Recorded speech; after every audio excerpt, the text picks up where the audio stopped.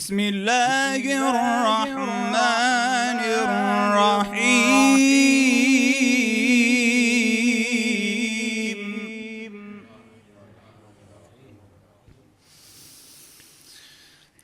الأخلاء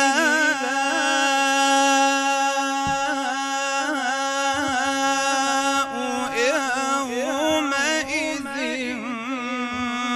بعضهم لبعض عدو إلا المتقين.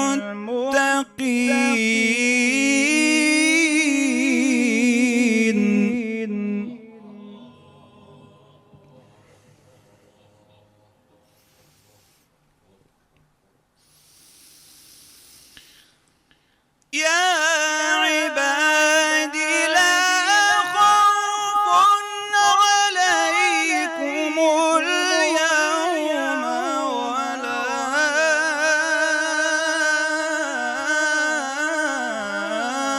أنتم تحزنون الذين آمنوا بآياتنا وكانوا مسلمين.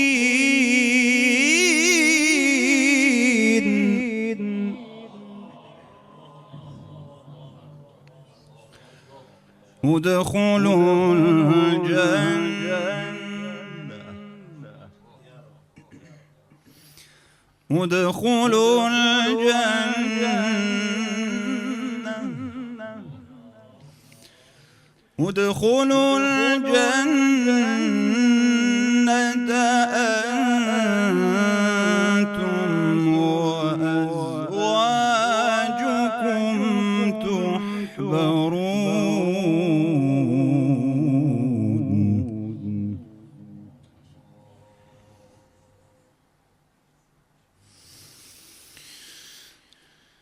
يطاف عليهم بصحاف من ذهب وأكواب وفيها ما تشتهيه الأنفس وتلذ الأعين.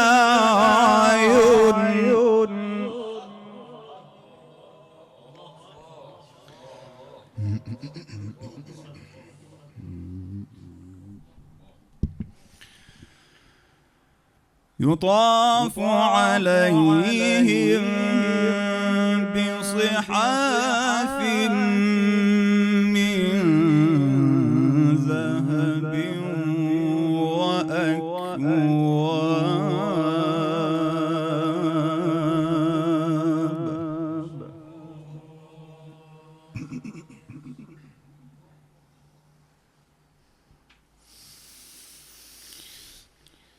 يطاف عليهم بصحاف من ذهب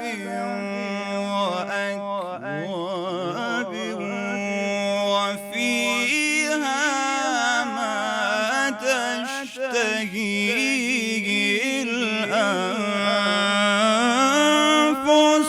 وتلذ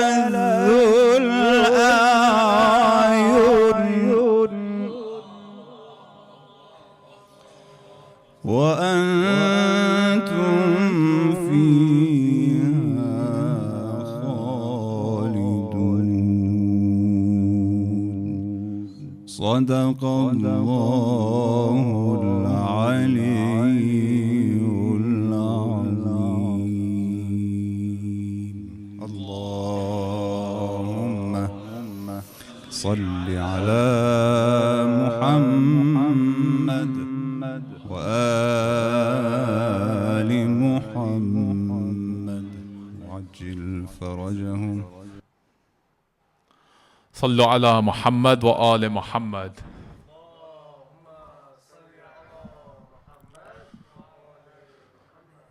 أعوذ بالله من الشيطان الرجيم بسم الله الرحمن الرحيم الحمد لله رب العالمين والصلاة والسلام على سيدنا محمد وآله الطيبين الطاهرين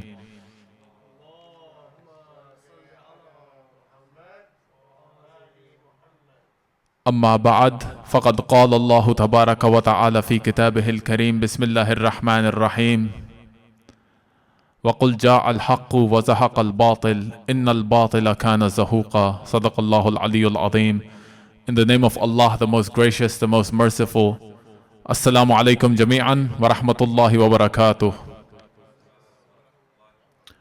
We gather here on this blessed occasion, the entry into the blessed month of Sha'baan, where we celebrate the births of our beloved Abi Abdullah al-Hussein alayhi salam, Abu Fadl al-Abbas, and Imam Ali ibn al-Hussein as-Sajjad, Az-Zain al-Abidin. Peace and blessings be upon all of them.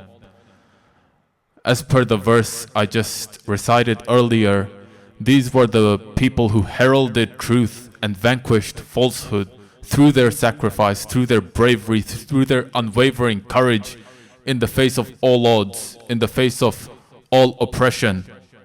They unveiled the true face of evil, whether it was upon the battlefield or whether it was in the courts, through their eloquence, through their wisdom, through their chivalry. Brothers and sisters, unfortunately our Quran reciter before was unable to make it, as you might have heard before the replay of the recitation of our dear Hajj Hadi Isfadani. Inshallah, we can pray for our dear brother Hajj Muhammad Asif, who was sick tonight and unable to make it. And I would also like to request salawat for our dear brother Hajj Talib Madhaji, the father of Mustafa al-Madhaji, who's also sick. Inshallah, for his well-being and for the well-being of all of our brothers and sisters. Aloud salawat ala Muhammad wa ali Muhammad.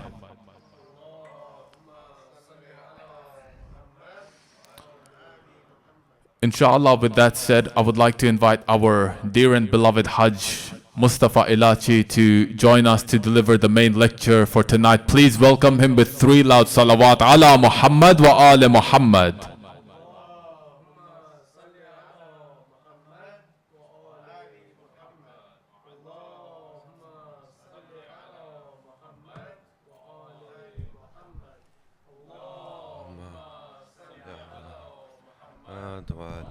محمد وعجل فرجهم يا الله. أعوذ بالله السميع العليم من الشيطان اللعين الرجيم. بسم الله الرحمن الرحيم وصلى الله على محمد وعلى آله الطيبين الطاهرين المعصومين المكرمين. أما بعد، السلام عليكم جميعا ورحمة الله وبركاته. It's a beautiful occasion because it is the beginning of Sha'baan. So we are in the first night of Sha'baan, the month where there is no istishhad, there's no azar, there's no huzn. It's all afrah. It's all celebration. It's one of those rare months where we don't have to recall the tragedies that befell the best human beings that ever walked this earth. And it's all celebration. And of them, the celebrations is, of course, the birth of Imam al-Hussein alayhi salam and Abu Fadl al-Abbas alayhi salam, and then Imam Zain al-Abidin Ali ibn al-Hussein alayhi salam. And a lot of the time, we probably, although we're used to the birthdays and we're used to the azar and we're used to our cultures or traditions, sometimes it's worthy to point at how little maybe we reflect on the importance of these events. If we say, for example, and even recently in these days, is the Mab'ath of Rasulullah sallallahu alayhi wa alihi, where Allah Azza wa Jal sends Jibreel alayhi salam and he tells him, Iqra bismi rabbika alladhi khalaq, and the Prophet says, not, I cannot read. This is a false narration ascribed to Rasulullah. He said to him, what should I read? And inshallah, this is a point that we should probably go back to the seerah of Rasulullah sallallahu alayhi wa alihi. Maybe one day we can do a lecture or a few lectures on the seerah of Rasulullah sallallahu alayhi wa alihi, according to Ahlul Bayt alayhi wa salatu wasalam. The reason being is because when you realize the light that Allah Azza wa Jal has sent through Rasulullah, you start realizing when he says Husaynu minni wa ana min al-Husayn, you realize that the birth of Imam al-Husayn has a very, very great light about it too. And in fact, it is expanding on the nubuwwah of Rasulullah sallallahu alayhi wa alihi. Tonight, we're going to make a very light lecture. We're going to focus on a topic our dear brother was with us last night, and I'm repeating the same lecture, poor thing. So maybe there's something extra you can get. But essentially, there's an ayah in the Quran al-Kareem, Allah Azza wa Jal, He says, Bismillahir Rahmanir Rahim, الذين يستمعون القول فيتبعون أحسنه أولئك الذين هداهم الله وأولئك هم أولو الألباب. Allah Azza wa Jal, He mentions a quality about believers. And of course, when He mentions a quality about believers, mu'mineen, it means that this is a feature of your religion, that a religious person has certain qualities. So the person who's seeking to be religious and be faithful and have a hereafter that is fragrant and beautiful, and also a life that is fragrant and beautiful, the dua is رَبَّنَا آتِنَا فِي الدُّنْيَا حَسَنَةً وَفِي الْآخِرَةِ حَسَنَةً. You can have goodness in your life and in your afterlife. That's the point of our religion. The idea is that we're not free of trouble, but everyone has trouble. The disbeliever has trouble, but the believer has trouble. As the Quran al-Kareem says, يَأْلَمُونَ كَمَا تَأْلَمُونَ وَتَرْجُونَ مِنَ اللَّهِ مَا لَا يَرْجُونَ. Allah says to the believers, the historical reference leaves me, but He says to mu'mineen, they suffer as you suffer. But you hope from Allah and wish from Allah what they don't hope and wish from Allah. As in, you have a hereafter. So you can achieve a contentment in this life, at the very least, and the pain will be short-lived, and it's followed with a goodness in your heart, inshallah. So what's this quality that you want to seek to become more aligned with that? And isn't that a great deal? Who doesn't want that? الَّذِينَ يَسْتَمِعُونَ الْقَوْلِ. These believers, they seek to listen what's said, وَيَتَّبِعُونَ أَحْسَنَهُ. Then they follow the best of that speech.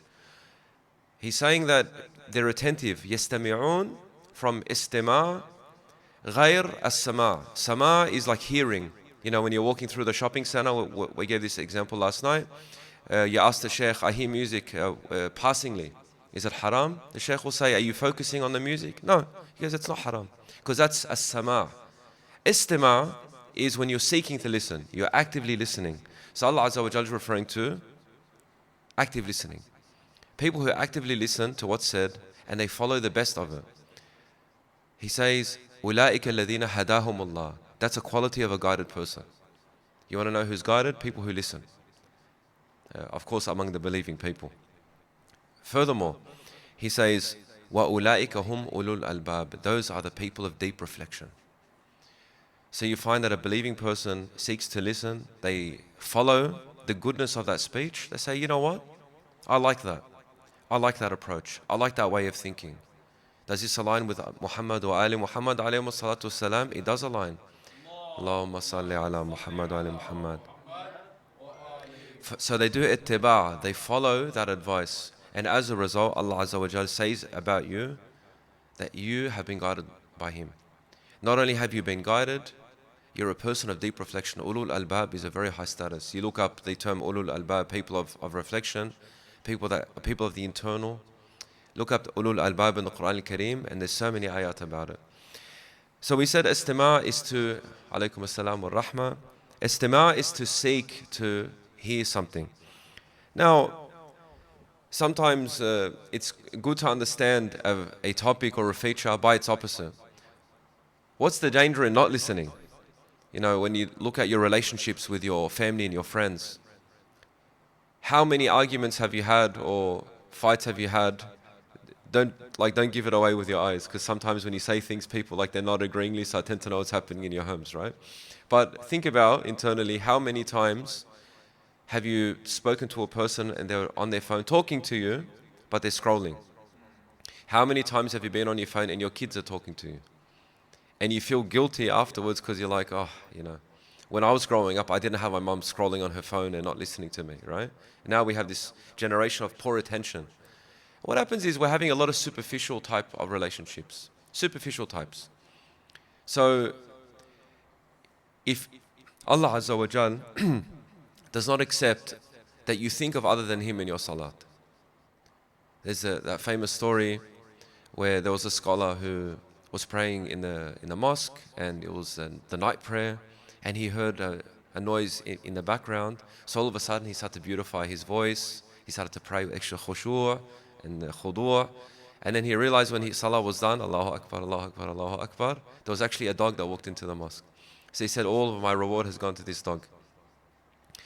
If you look at when we're focusing on something else in our salat, Allah Azza wa Jalla, He devalues that salah. Sometimes He rejects that salah. So focus and attentiveness is very important for a believing person. And we live in an environment where the shaitan has orchestrated so much inattentiveness. People are inattentive about their own self. If you ever wonder why people consume so much, why are they consuming so much? Why they keep putting band-aids over their wounds, that void they're trying to fill? Why do they focus on the madahir, the outwardly things? This is different to, as our religion tells us, to look respectable, have a respectable life. You know, of the khairat of a believer, good shoes, a good horse, and a big house. Islam encourages go to Jum'ah in the best type of clothing, for example. You know, I need to follow this more often, right? But it encourages us to look. But we're talking about people that dunya, that those madahir are in their heart. They need it. They crave it. If they don't have it, they feel empty. A believing person, he has a nice car, she has a nice car. La samahallah, the car is wiped away. It's not such a big deal to them. They won't say, oh, my reputation, what will they think about me if I don't drive this brand new Camry, for example? The believer's not like that. The world is consumed, and they're inattentive, and they focus on all these exterior things, and the soul is forgotten. Allah Azza wa Jal, He says to us, have you seen a person who forgets themselves? They forget Allah and themselves. So Allah, afwan, the ayah, if I'm not mistaken, they forget Allah, so Allah makes them forget their own self. فَأَنْسَاهُمْ أَنفُسَهُمْ. So this is a very important topic that the believer must start with, the ability to actively listen. And of course, like in your employment, it's a problem. Your relationships, it's a problem. If you don't listen to yourself, it's a problem. You know, sometimes we don't listen to ourselves even to this extent. Inshallah, we're going to look at just what the ahadith say about al-istima', what some studies say about istima', and how we can benefit, because at the end of the day, if you're religious, if you're a faithful Muslim, or if you're just trying to become more religious, the best thing you can do is listen attentively, inshallah. Wa da salat ala Muhammad wa ali Muhammad. Ali Muhammad. Imamuna Amir al-Mu'mineen Ali ibn Abi Talib alayhi salam, he says, عود أذنك حسن الاستماع ولا تصغي إلى ما لا يزيد في صلاحك استماعه. The Imam says that get your ear used to active listening. So he's indicating that it's something you have to train. Most people aren't born with this. Some children, mashallah, they're born with that inner genius, but otherwise we all have to learn how to listen. So it's something you have to do. You have to teach yourself. We're very good at teaching others to listen, but we're not very good at teaching ourselves to listen, subhanallah. And he says that, and do not listen to anything that doesn't benefit you. مَا لَا يَزِيدُ فِي صَلَاحَكَ اسْتَمَاعُ. Now, you know, the sheikh is going to tell you, don't listen to music, it's haram. Okay, sheikh, now we know it's haram. But at the moment, Allah is not punishing me. Those barakat you're saying that He took away from me, I can't tell whether it was from my sin or whether it was just luck. Yeah, these are things we can say, right? Look at it from a different sort of view. It is haram, and there is punishment for music and things of this nature. Na'am. But look at it from this view. Maybe Allah Azza wa Jal, He's so merciful, He'll forgive you anyway. We have to think about it like this. Okay, then how about that it's distancing you from your purpose? Isn't that important? What if that whatever you listen to is conditioning your heart and your soul? You know, the vast majority of music, we say it's haram. Certain styles of music, the al-fuqaha say halal, and there's no issue. But That haram music, really think about what it's encouraging you to do. 99% of the time, it's encouraging shahwa, your desire, all the time. Have you ever heard of a rap song that encourages you to be good to your mother? Think about it. Give charity. I've never heard of a rap artist telling you to give charity. I think maybe, what's his name? Loki, the Iraqi one, the Iraqi British guy. Okay, well, there's ishkalat in his He always raps about Okay, charity. yeah, by the way, that doesn't make it halal, but we're talking about the music industry in general, and you might have a few offshoots, maybe one. That's only one artist, out of hundreds and hundreds, ultimately. And the style of music is important because that style of music also makes it haram. But we're talking about, generally speaking, just the music industry, what it's encouraging. You realize that your soul's better than that. And I always ask our brothers the same question. What they're talking about in the song, would you like people in your family to act like that? Especially the females in your life to act like that? And they'd say, absolutely not, without mentioning any details on the minbar. But, so in other words, if you're not going to approve of it for yourself, don't approve of it for others. And don't let people spread this. You wouldn't let them spread it in your house or encourage the women folk of your house to engage in these behaviors. So you yourself don't engage in them. And why should you support them anyway? Don't support these industries, you see. So in other words, the Imam is telling you, your ear, let it listen to things that will benefit you. Now, okay, Hajj, okay, we know charity and salat and duha. There are other things that the Imam wants you to listen to that may not be in the sphere of the Islamic sort of I won't say understanding, but you might not hear on the minbar a lot. Although there are many great scholars that are focusing on this, and I can name them. But the idea of self-growth, personal wealth, training, seeking more education in your industry to be the best you possibly can. This is all part of preparation for the Imam of our time. If you choose an industry to work in, the Imam wants you to be the best at it, or he wants you to be extremely good. You should have a thirst to always seek knowledge. العلم, the hadith says, seek knowledge from the cradle to your grave. They might ask the Shaykh, do I receive reward for non-Islamic knowledge? Of course, there is khair and istihbab in knowledge in general that is beneficial for you, beneficial for your family, beneficial for mu'mineen.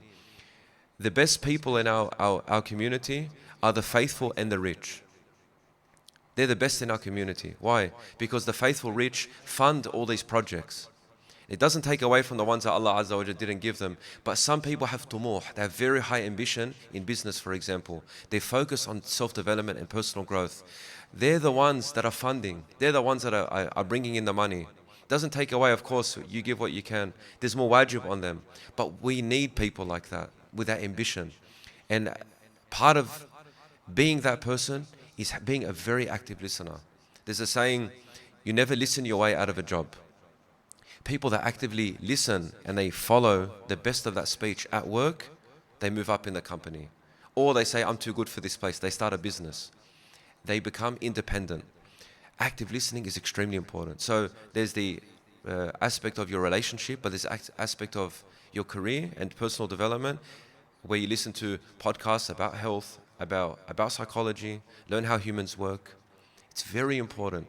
That conditions your soul outside of just the cheap pleasure sort of bites that we're listening to, and the short clips of like Andrew Tate saying something and winning the argument, and we're so addicted to argument. We're so addicted to debate when we're online. If you noticed, we want to see instant justice, like someone is driving very dangerously, then his car flips. We're addicted to this. You see, if you look at TikTok in America, TikTok in Australia, then TikTok in China, you will lose your mind. There are people that do these studies or comparisons. If you look at the TikTok in China, it's about scientific understanding, success, also discovery, education. Their algorithms keep feeding their kids success, hard work, education, and other things that are fun and humorous. But if you look at in the Western world, have you noticed what it's all about? Appetites, shahwa. That's all it is. It's stupidity, dumbness. We're conditioned to be dumb in these environments. So Imam Ali alayhi salam is telling you, don't even listen to it. Why? Don't you want to be the best? He's Amir al-Mu'mineen alayhi salam. He wants followers. He wants people to be with his wilayah. he was sent to mankind as the expansion of Rasulullah sallallahu alaihi wasallam. So in other words, he wants you to be your best. He's telling you, don't look at anything that's going to take you away from your goal. The best in the dunya and the best in the akhirah. It doesn't befit a Shi'i to have a low maqam in the akhirah. They say that the believer, one hadith says, the believer is the best person in their region out of 100,000. This is one narration. So if you live among, it's easy in Australia, because among 100,000, say, people that are disbelievers, you're the one who's praying, mashallah, you're probably the best already, you know? But the idea is that he wants us, there is incentive to be the best that we are, that we are able to be. And you find that the active listening is an activity of Anbiya. Prophets do this. Prophets are very good listeners. You know, how often we heard that, or even Imams, of course, and even the Salihin.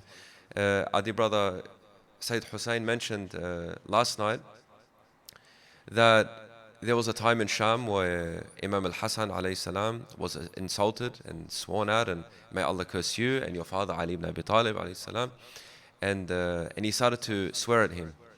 And it's a famous narration where Imam al-Hassan alayhi salam, he waits for him and he absorbs him and he absorbs him and he actively listens to what the man is saying. And there is a technique, and actually we can identify the style of listening, because there are 4 styles of listening.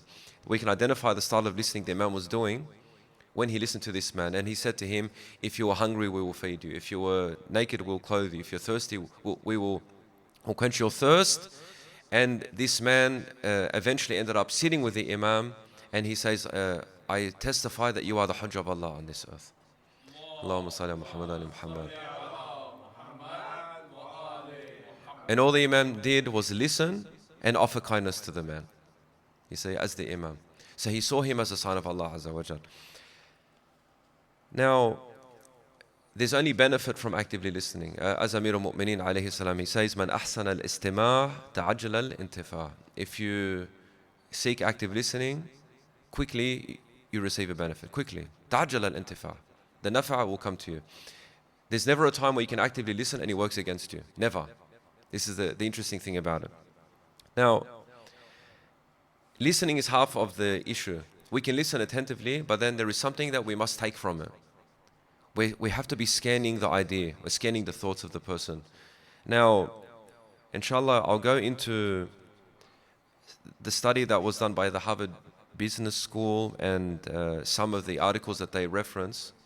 But inshallah, before we do that, I want to point to, in Surah Al-Mulk, Allah Azza wa Jal, He mentions an ayah where He gives us the hadith, the narrations of people in Jahannam. So future hadith of people in a different realm of existence. So they're in Jahannam and it's the future, it hasn't happened yet.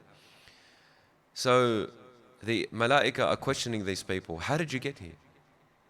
We know Allah. Do you understand who this creator is? You know how merciful this creator is? I'm paraphrasing. We know Allah intimately. We know how He is. How did you get here, ya insan? The angels don't understand how insan put himself in Jahannam. Their answer is لو كنا نسمع أو نعقل ما كنا في أصحاب السعير.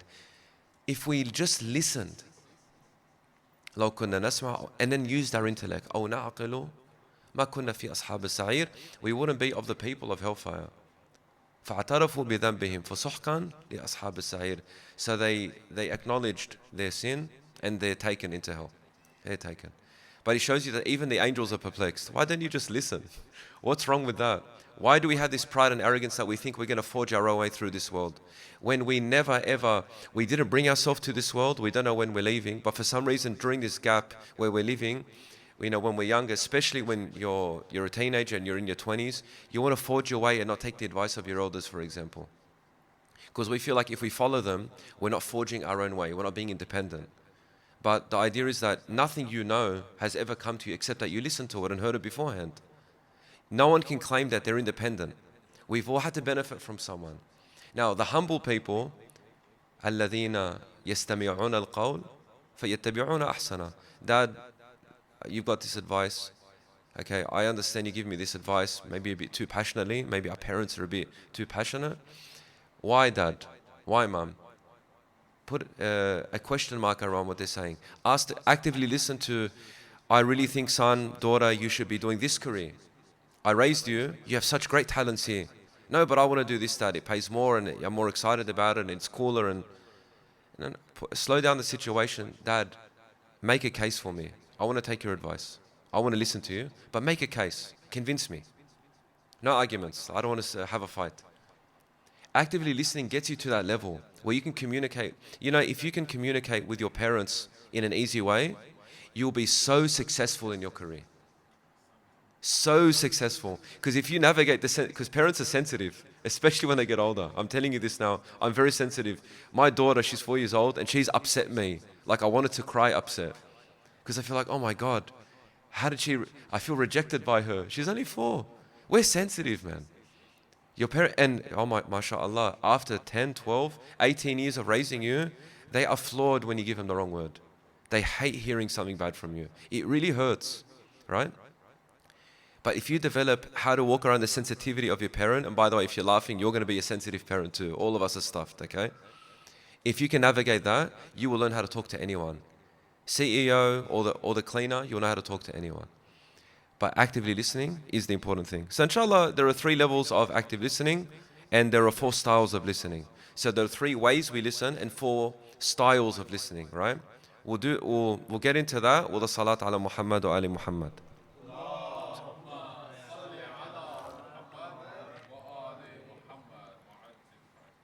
Active listening is not just saying, oh yeah, you nod, and then the person says, can you repeat back what I said? And you tell them, no, I can't. That's not active listening. Active listening is when it's non-competitive. You're not trying to get your word in. You know, when we're talking, we're just trying to put our words in. That's not active listening.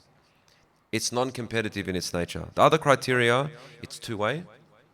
When you have 2 active listeners, it's a wonderful conversation.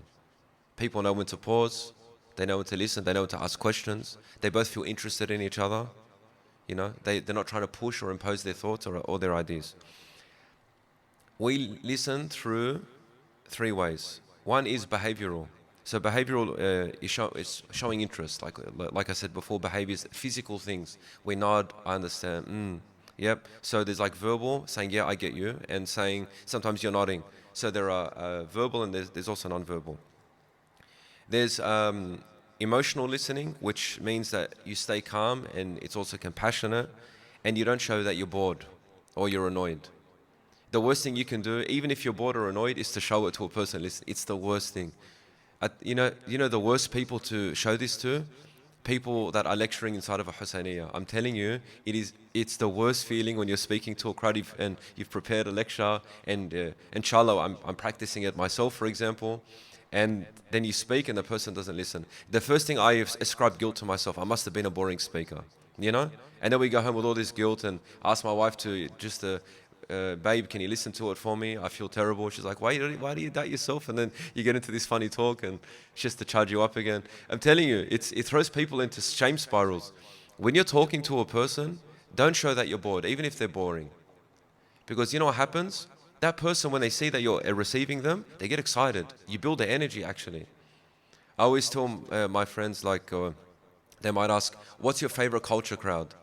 I say Pakistanis. I'm not trying to pander to any Pakistanis here. I go, why? I go, because every time I say something great, they throw it in Nari Haidari and all this stuff and they jump out of their seats and they're great. I want to speak to these guys, you know? You know, but when it comes to, but they say, who's your worst? I go, khalas, don't ask me this question. I don't want to offend people, you know? But the idea is that people that give you energy, and they show you that they're attentive, it brings the best out of people, actually. So it's a very good quality. I say, mashallah. So the Pakistani brothers here, please give to yourselves the salat ala Muhammad wa ali Muhammad. Allahumma salli ala Muhammad. So we said behavioral listening, emotional listening. The other is it's cognitive listening. Cognitive listening is your mind is paying attention to the information. So there's showing behavioral, you're showing that you're emotionally, that you're not showing that you're bored, that you're keeping your emotions in check. Cognitively means that you're really thinking and receiving that information. So you are actually understanding what the person is saying to you. So then we have 4 styles of listening. Now we said before in the hadith that Imam al-Hasan alayhi salam, he got insulted by a person and he just sledged him for a few minutes and the Imam didn't say anything. Now, you've got four. You've got task-oriented listening, analytical listening, relational listening, and also critical listening. I'm going to go through all four of them and think about situations where you've used that style of listening, or maybe that's your default. All of us have a default style of listening. Like, for example, myself, it's relational listening. So me, by nature, I seek to build connection and respond to the emotions underlying what's being said. I'm an emotional listener more often. I'm relational. When someone's talking to me, generally speaking, my default is I'm trying to understand the emotion behind what they're saying, right? But sometimes we're task-oriented listeners. What that means is that it's about information. So if you're at work and you're busy, you're not interested in relational listening. Or anyone who's trying to build any connection with you. I want information so I can do my job. More often than not, that's called being professional or being modest. Sometimes when we don't want to talk too much to a sister or a sister to a brother, they make it transactional. Just give me the information and get lost, essentially, nicely, right? Analytical listening is when usually you're trying to be objective. So you're trying to be neutral. Maybe there's two people fighting. You can't be relational, try to connect with this person because then the other person says, oh, they're siding with them. You know, you notice when there's, say, masalan, there's a problem, you go to a third party. When you see that that third party is connecting more with the person you're very angry with, you think there's bias. I can't have you solve the problem. You like this person more than me. Like, for example, analytical listeners, they don't show any emotion. They listen and they try to be neutral. They hear from both sides. Sometimes when someone, just between you and one person, they have a problem with another person, you have to be neutral. You can't show them that you're siding with them or you're working against them. That's what an analytical person is. So it has its place. It's very good, this style of listening. It has its place though. Because when your wife is upset and you've done something wrong, which there's always something wrong that we've done as men, right? We're like, yeah, who cares? But then our wife finds a problem with it. That's fine. This is their interpretation.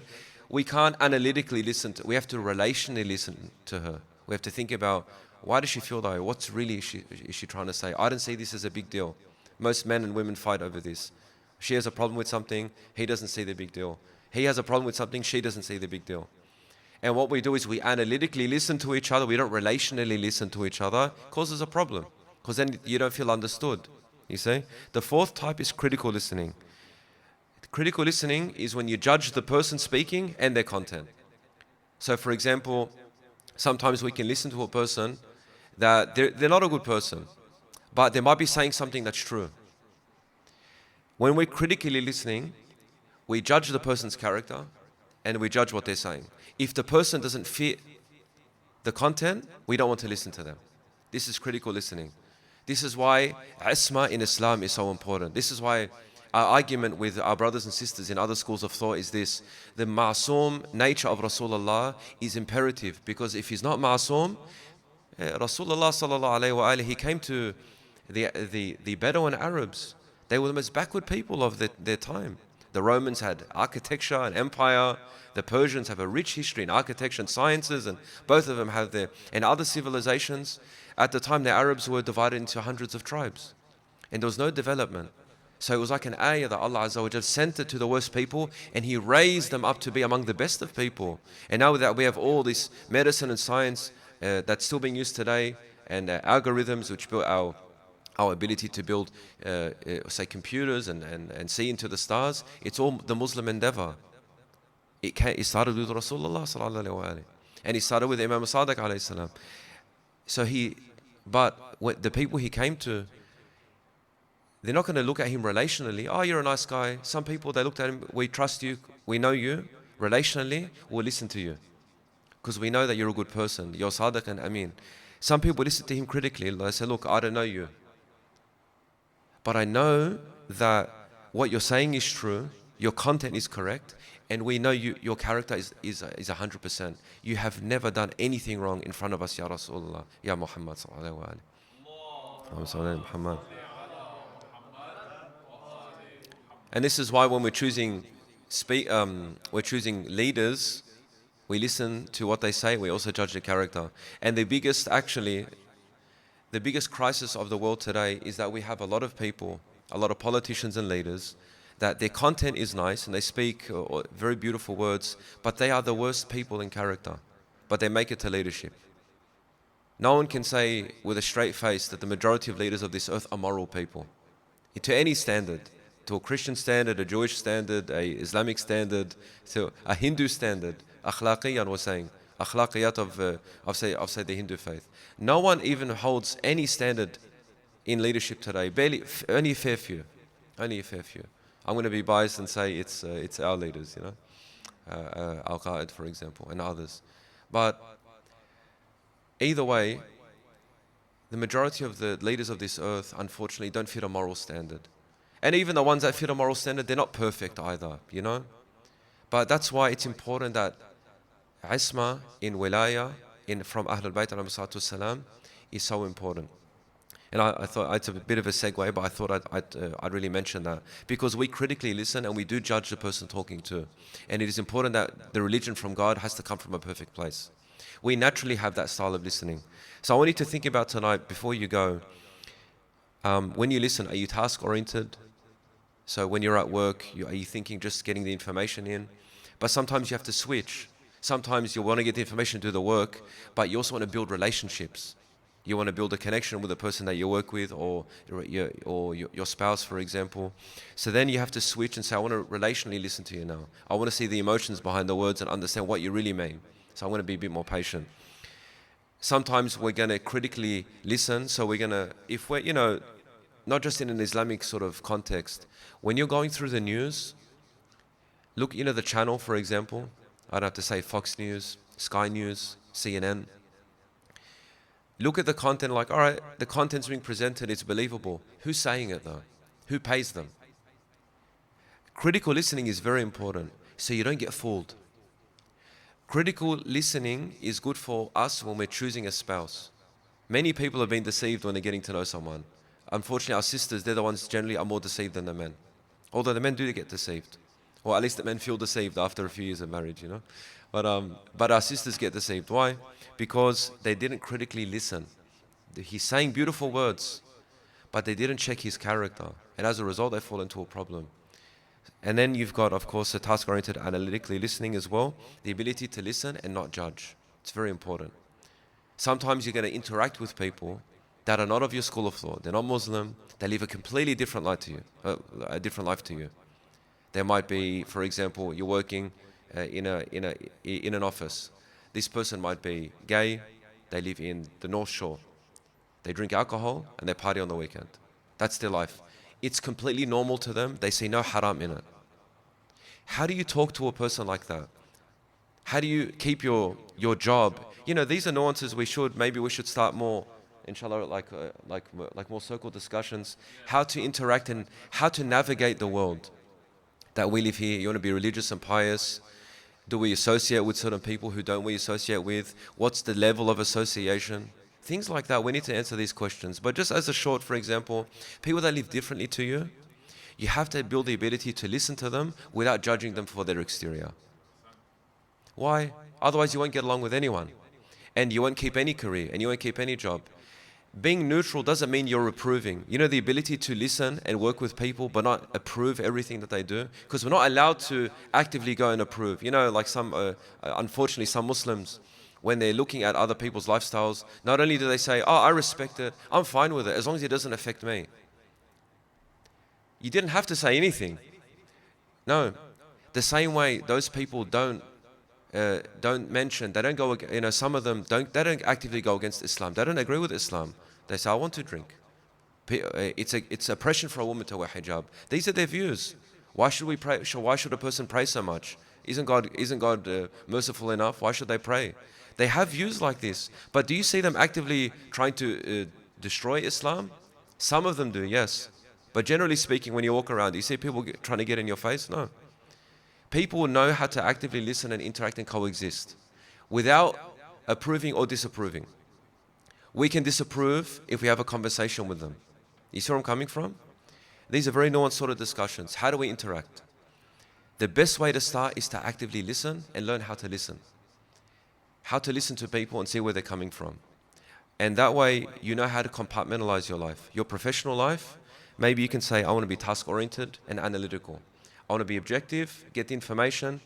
I'll be a bit relational, so people will like me, I'll be likable, understand maybe that if having a bad day, understand, read their feelings, and go home. You don't have to approve or disapprove anything. If a person asks you, hey, what does your religion say about this? For example, in the workplace, you can say, maybe we'll talk about it outside of work. Or maybe if it's okay during working hours, if the person won't get you in trouble, for example, say, we can talk about it, but I just want to let you know, it might be something that might be hard for you to hear. It's learning how to listen. Because when a person is asking what your religion says about a topic, what they're actually asking is that, do you hate me? That's actually what they're asking most of the time. They can go search, what does Islam say about alcohol consumption? What does Islam say about interest? What does it say about gambling? Google, very easy. But when they work with you, what they're actually asking is, do you hate me for it? You can tell them, our religion doesn't tell us to hate the person for it, but to hate the action. And no, we don't approve of it. And we see it as a sin against God. But our religion also says that we're supposed to understand where people come from and not to judge harshly. And ultimately, Allah is the judge. And how you die is between you and God. You need to have that eloquence, but you'll never know how to speak that way and interact with people that are very different to you and walk through all the sensitivities without losing your faith and your religion and your understanding. And this is what we believe, and saying it with confidence, at the same time having them respect your point of view. You don't get to that point unless you actively listen. Because you never know what a person is really saying to you unless you actively listen to the person. And that is one of the greatest values that I've taken from actively listening. Me personally. I've had people that come and really open up and say, this is why I live this way. I've had people say this to me in a professional environment. Because subhanAllah, some people just want someone to hear them. When you actively listen, people will naturally come and speak to you. Because all of us are actually quite hurt. And all of us actually have a lot of trauma, and we're just looking for someone to hear us out. That's more relational listening. Some people really like the wisdom of a Muslim. Islam is very attractive. But the way you bring people is not through the yap. It's not through the yap, that, all the da'wah guys, those guys that sit on the yapping all day. What they should be doing if they want to spread Islam is actually sitting down and saying, tell me about your day. I want to hear your problems. How can I help you? And I'm a Muslim, by the way. That is the best approach. We ask Allah Azza wa Jal, by the blessing of Muhammad wa al Muhammad, that He gives us husnul istima'. It gives us the best way of listening. We ask Allah Azza wa Jal to give us the ability to listen and also try to navigate the difficult situations we get into in our professional and our working lives. We ask Allah Azza wa Jal ultimately to hasten the reappearance of our Imam, inshallah, who will spread justice and equity, and he will educate the world the best way of living, which is the life of Muhammad wa ali Muhammad. Wa akhir da'wana alhamdulillahi rabbil alameen wa sallallahu ala Muhammad wa alihi at-tahirin.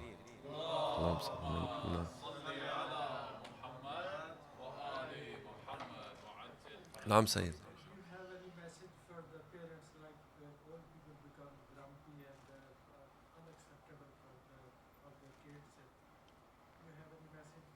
Like as in advice for parents, as in if the kids they're not interested in talking to them, and Hajj, I'm too young for this one, I'm too young for this one. I can share something, but I think I should be asking you, Sayyidina, But I do know that, like how I used to feel at 14 and 15, being Australian, born in Australia, and having parents that are immigrants. It's because I have a face that's not of the country, so I'm really put in a category, and that at the same time, my values and culture has been shaped by this country and the way I speak, and my parents, they sound foreign to me, I know the one thing I desired from my parents a lot of the time is, don't tell me what to do, let me make my mistakes, but always be a place of advice. Like, be non-judgmental. So when they come to you, don't ever berate them. Like don't scream at them when they stuff up. Be very compassionate and tell them, if you make a mistake, Allah's forgiving. Yeah, He's forgiving. But I'd rather you didn't, because I love you so much. You know, they want to be told that they're loved. And as much as the boys here, like 14, 15, oh yeah, my dad's saying I love you. Yeah, you know what? Even if you think it's, you know, it's all soft and mushy, you'll go to sleep feeling a lot better that your dad said that to you, or your mum said that to you. And also, a lot of the time, Hajj, it's not verbal. Sometimes you want to take the boys out, or the girls out. Just take them to a park. Just have some fun. You know, if you take them go-karting, you know, just take them fishing. You know, these things mean they build that sort of relationship where they don't feel judged and they just have a good time. And that's when they're more open. That's the activity to open the heart, so they receive the parents. Of course, the teens as well, they have to relax a little. They have a lot of hormones in their body. They're very angry. They get very angry as well. So as a result, you want to, I don't know, get them into sports, get them into the gym. You know, if you can find a gym that's go at certain hours where there's no haram walking around, you know. But ultimately, activities actually do very well. The best teenagers I've seen are all in sports. They're always on the weekend playing footy or soccer. They're part of a team. They learn how to interact with people their age. They know how to take orders from a coach. They know how to act in a military sort of way. Just take orders and take their positions and focus on the game. So the advice for parents would be, understand they're Australian. They're not Afghani. They're not Pakistani. They're not Lebanese. They're not Iraqi. They're not those cultures. That's not their culture. Their heritage is that 100%, but they are completely different to you. So there's a difficulty there. I'm sure the boys here that are young, they understand what I'm saying. Like they feel more. Do you feel how Pakistani do you feel, bro? Do you wake up thinking, yeah, I'm Pakistani when you wake up? You don't even think that, you know. Your parents, they have a strong sense of identity. That's who they are. They're proud of where they're from. You know what I'm saying? They're really, but you probably don't have that. I don't have that huge pride. I'm from South Lebanon. I should, you know. South Lebanon's a great place, right? You know, but really, it's not as strong in me, if I'm honest. You know. So yeah, I think for parents, more activities with each other, no judgment, and tell them you love them a lot, and hug them. And if you're include them working on the car. Just ask them to hold the wrench, do this, just include them in activities, and don't judge them, and give them advice. And yeah, I think that's the best way to put it. I hope that's correct. I think the boys here, is that right? Do you think is your dad here? Oh, okay, so would you like your dad to do those things that I said, like more often? He's like that? Yeah, see, this is why you're here, bro. MashaAllah, see? Because his dad is like that, subhanAllah, you know? So, man, look, yeah, I think that's the right thing. I got confirmation from our dear brother. Yeah. Yeah. Oh, his name is Ghayur? Is your name Ghayur? That's mad. I like that name. MashaAllah, it's a very good name. Okay, yeah. Anything else, maybe? Any other questions, inshallah? I just had one thought. A lot of times, as you said, listening is really important, especially when they're going on and on. Sometimes when a person is just, on a long tirade, you might listen to one thing that kind of catches your attention and it creates a thought. It stimulates a thought in your mind, and you want to follow up on that thought because your mind is so I guess caught up in wanting to initiate a new direction in that conversation. You might not listen to the rest of his tirade or whatever. You know what I mean? So there's usually when people are screaming and they're going off and they're saying all sorts of things, all sorts of hurtful words, and insults are flying, and there's usually one emotion behind the whole thing. I wasn't thinking so much of that, Hajj. I was thinking more of, for example, let's say you're delivering a lecture and there's one thing that really grips the audience or certain members of the audience so hard. They're just stuck on that one thought. They want to, move in that direction of the conversation. They want to stimulate that one, whereas you might shift back to something else, Yeah, sorry, I'm not understanding the question. That's all. Sorry. All right, it's okay. It's okay. Inshallah, we'll speak afterwards. Yeah. So no, but if you frame it in a question, I might hope. Like, is it All right. Let's say, for example, you're talking about this subject of listening, but then something grabs your attention. Something grabs my attention, and it stimulates my mind. I want to follow up on it. Let's say, for example, you mentioned something about the media and the dishonesty of the media or something like this, and you, a certain member of the audience, just want to follow up on that one. Also, and you can't exactly pause the person giving a lecture. And yeah. Well, I guess I think the best approach is just to ask the question after, Yeah. Just just write it down. Yeah. Write it down. Write it down. I think it's the best advice. I always say that because we go to uni and listen to a 1 hour lecture and we take notes. But our Islamic understanding, we never take notes. We just listen and we go home. So if there's something that grabs your interests you, and so you're actively more interested, then it's good to just write it down, inshallah. But we won't extend too long unless there's any pressing questions. Nowadays they're emphasizing mindfulness. Can we arrange some talk about it? Yeah, absolutely. Ahsant Sayyidina. And even to the extent that even if you listen actively to people, it's a type of mindfulness. Because when you're listening, you're not thinking about the past or the future. You're completely present with that person. And that's how people connect. It's why if you're married, it's important to have date night. They call it date night, where you leave all the kids at someone's house and you go spend 2 hours together. Because kids, for some reason, when you're talking to your wife, they just want to talk in the background. They want to actually, the only time they talk is when you're talking to your wife. Subhanallah. The only time they want to ask you things, I don't know. Inshallah, you guys, when you grow up and have kids, you'll understand, how you guys ruin your relationship with your parents by interrupting them all the time. Yeah, but no, that's inshallah. We'll have talks on. If there's any other sort of topics you want me to discuss, I'd love to take on any hints. So there's one on mindfulness, and I'll definitely write that down, inshallah. Walhamdulillahi Rabbil Alameen. أفلح من صلى على محمد وآل محمد.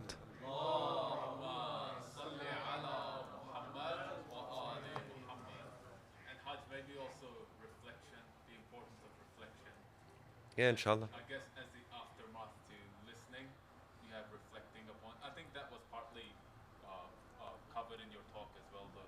Inshallah. Sorry, Sayyidina, I have to rush. I'm actually getting so sorry. Ya Allah, Ya Kareem. Sallu ala Muhammad wa ali Muhammad.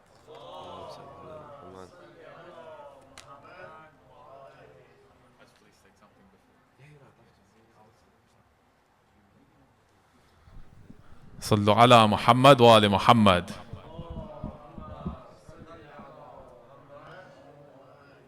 Jazakallah khair, dear Hajj Mustafa, for that incredible talk, detailed breakdown of the importance of listening, of course, and the question answers that followed.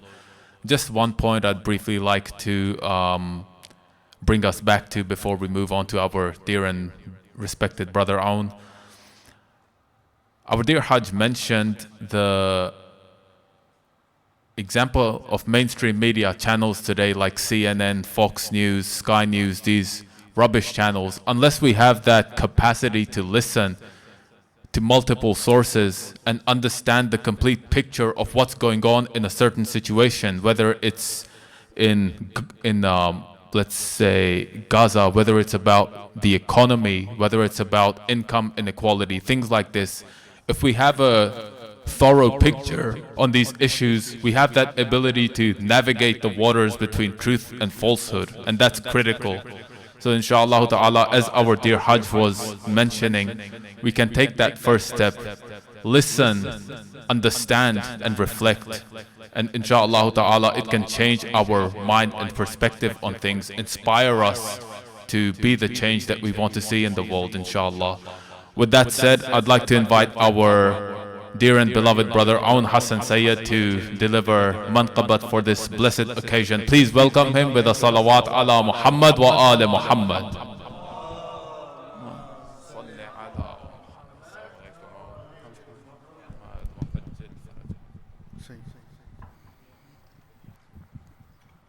सल्लु अला मुहम्मद व आले मुहम्मद। अल्लाहुम्मा सल्लि अला मुहम्मद व आले Muhammad. I'll be really short, just 2 to 3 stanzas, that's it. Please recite again the salawat on Muhammad wa ala Muhammad. Allahumma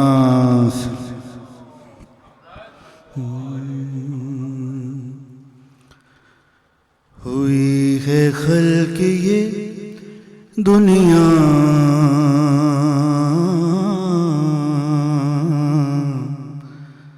Hussain की खातिर,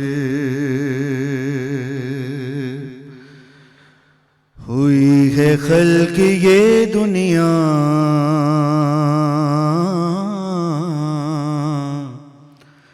हुसैन की खातिर। इमाम असर है जिंदा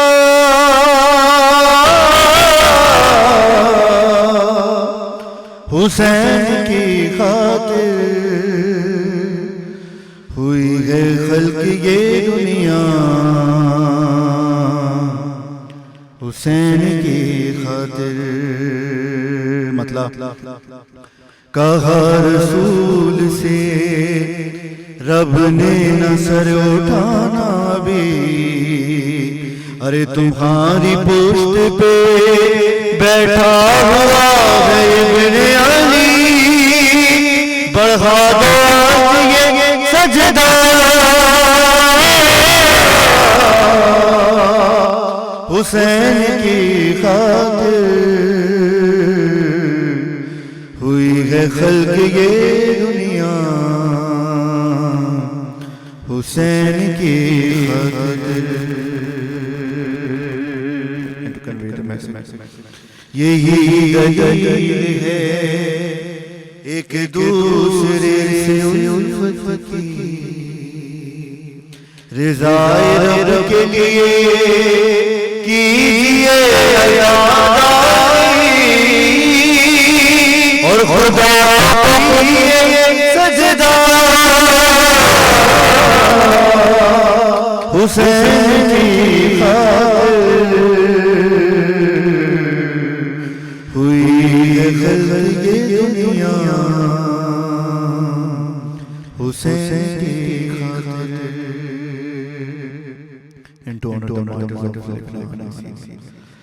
किस हुसैन की मादर से उसको ऐसा मिला,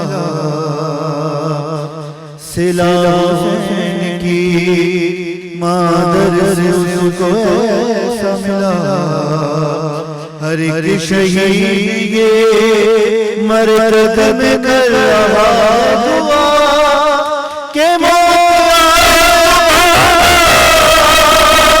हुसैन की खातिर, हुसैन की खातिर।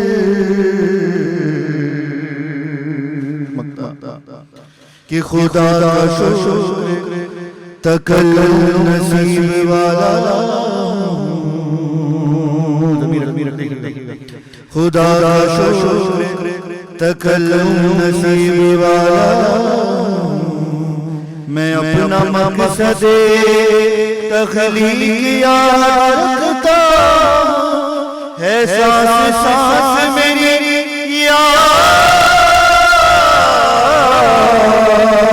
हुसैन की खातिर, हुई है खल्क ये दुनिया हुसैन की खातिर।